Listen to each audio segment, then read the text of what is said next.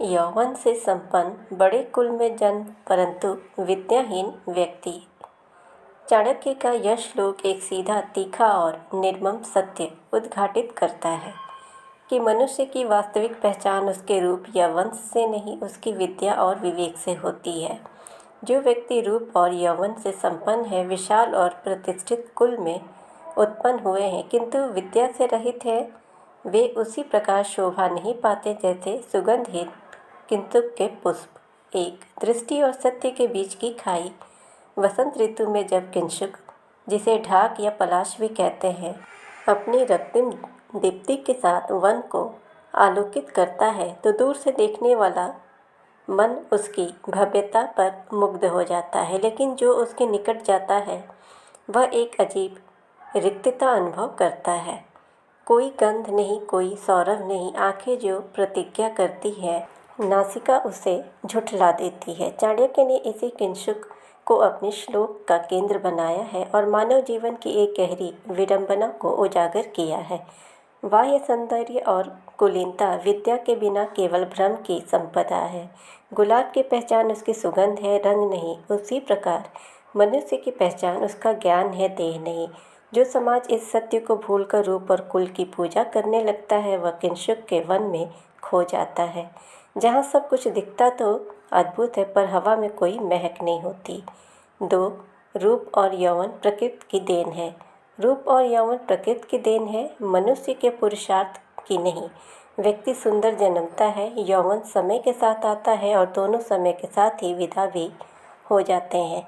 चाणक्य का दर्शन इस बिंदु पर वेदांत की उस धारा से मिलता है जो देह को अनित्य और विद्या को नित्य मानती है।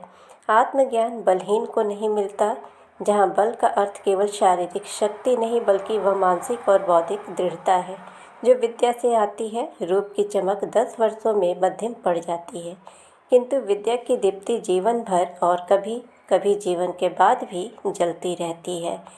3. कुलीनता का अहंकार। बड़े कुल और वंश का अहंकार व्यक्ति को विद्या से विमुख कर देता है। हम अमुक कुल के हैं, यह घोषणा अनेक बार ज्ञानार्जन के परिश्रम से बचने का बहाना बन जाती है। चाणक्य यहाँ कुल की निंदा नहीं करते, अपितु वह कुल को पर्याप्त नहीं मानते। उनकी दृष्टि में जन्म का श्रेय केवल एक आरंभिक बिंदु है, गंतव्य नहीं। समाज में प्रतिष्ठा अर्जित करनी होती है, वह अर्जन विद्या के बिना संभव नहीं। यह श्लोक वस्तुतः वर्णाश्रम की उस कुरीति पर प्रहर है जो जन्म को ही योग्यता मान लेती है। चाणक्य स्वयं एक साधारण ब्राह्मण परिवार से उठकर मगध की राजनीति के शीर्ष तक पहुँचे। वह भली भांति जानते थे कि कुल नहीं बल्कि ज्ञान ही वास्तविक शक्ति है। 4. विद्या केवल सूचना नहीं, संस्कार है।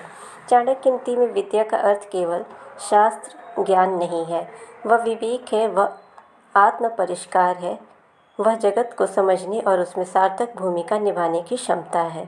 विद्याहीन व्यक्ति चाहे जितना सुंदर हो, जितने बड़े घराने का हो, वह समाज में वैसे ही निरर्थक है जैसे वह पुष्प जो देखने में मनोहर हो किंतु किसी को सुगंध न दे सके, किसी उद्यान को महका न सके। आधुनिक संदर्भ में यह श्लोक और भी प्रासंगिक हो जाता है।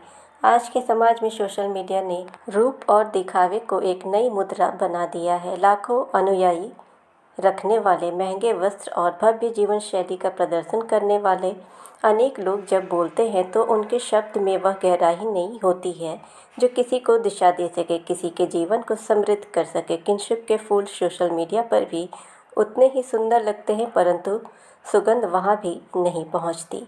5. सौरभ ही स्थायी पहचान है। चाणक्य का यह श्लोक एक सीधा, तीखा और निर्मम सत्य उद्घाटित करता है कि मनुष्य की वास्तविक पहचान उसके रूप या वंश से नहीं, उसकी विद्या और विवेक से होती है। गुलाब की पहचान उसकी सुगंध है, रंग नहीं। उसी प्रकार मनुष्य की पहचान उसका ज्ञान है, देह नहीं। जो समाज इस सत्य को भूलकर रूप और कुल की पूजा करने लगता है, वह किंशुक के वन में खो जाता है, जहाँ सब कुछ दिखता तो अद्भुत है पर हवा में कोई महक नहीं होती। आचार्य चाणक्य की इस नीति को हमें ज़रूर फॉलो करना चाहिए और इस नीति को गहराई से समझना भी चाहिए। दिखावे के पीछे कभी नहीं भागना चाहिए। वास्तविक गुण तो इंसान के अंदर होती है, जो उसकी गुण ही पहचान बनती है। चाणक्य नीति को जानने के लिए और मोटिवेशनल वीडियोस के लिए आप हमारे चैनल को सब्सक्राइब करें, नोटिफिकेशन बेल दबाएं ताकि हमारी हर वीडियोस आप तक पहुंचती रहे। वीडियो को ज़्यादा से ज़्यादा लाइक एंड शेयर करें। कमेंट में ज़रूर बताएं कि आपको चाणक्य नीति का यह श्लोक कैसा लगा।